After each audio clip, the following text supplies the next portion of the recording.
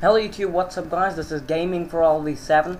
As the last video I talked about the new Sony smartwatch 2, and now again I'm going to talk about a Sony device, that Sony Xperia Z Ultra. This is the one phablet that ruled them all. The phablet has come out, but I've not got it yet, so I've got the pictures in with all the review from this device.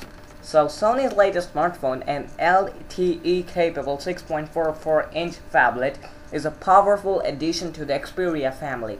It's not only the first smartphone from Sony Mobile to back Qualcomm's top-of-the-line Snapdragon 800 processor, it's also the biggest handset from the company. Now let's talk about the design of Sony Xperia Z Ultra. Based on the design language of Xperia Z, the Z Ultra is a very attractive looking handset. It combines a metallic frame with tempered glass on both the front and rear, giving it a minimalistic, stylish appeal.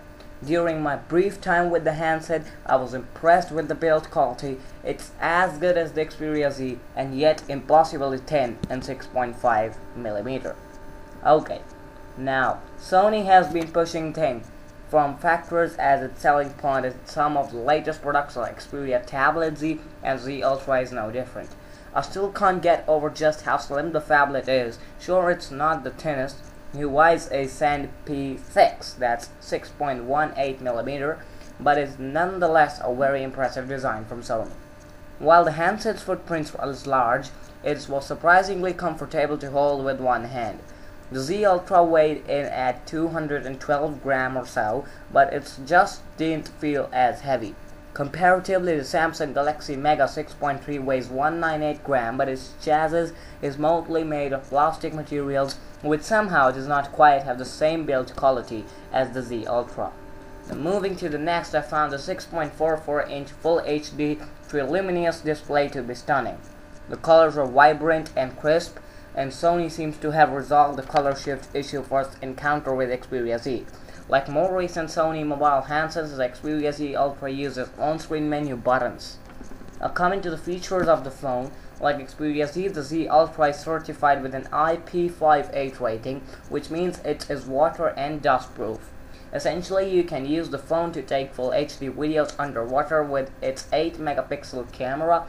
The Z Ultra doesn't come with the 13-megapixel shooter for the Z, but the lower megapixel count could indicate better low-light shots.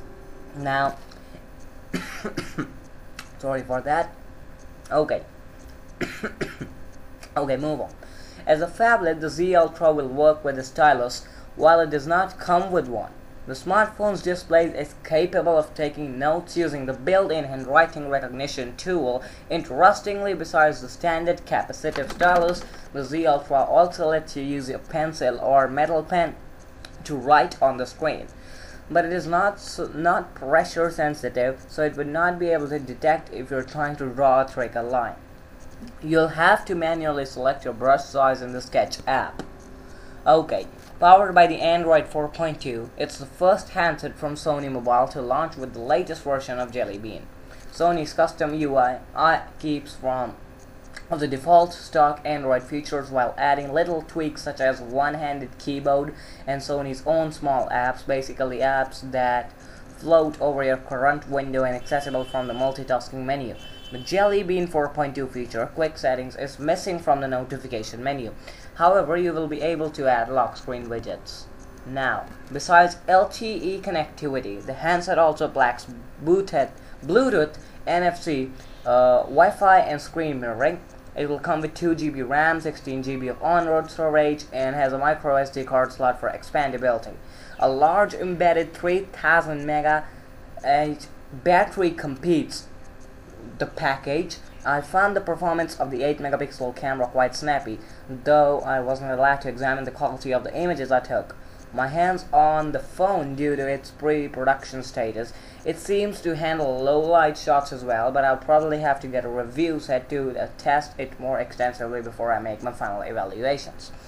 Coming to the performance before I end the video, powered by a 2.2 GHz Qualcomm Snapdragon 800 quad-core processor, you can expect the Z Ultra to be blazing fast, and it is. Initially, 3D Mark figures revealed scores of 16,828 and 11,906 for the Ice Storm and the Ice Storm Extreme tests, respectively.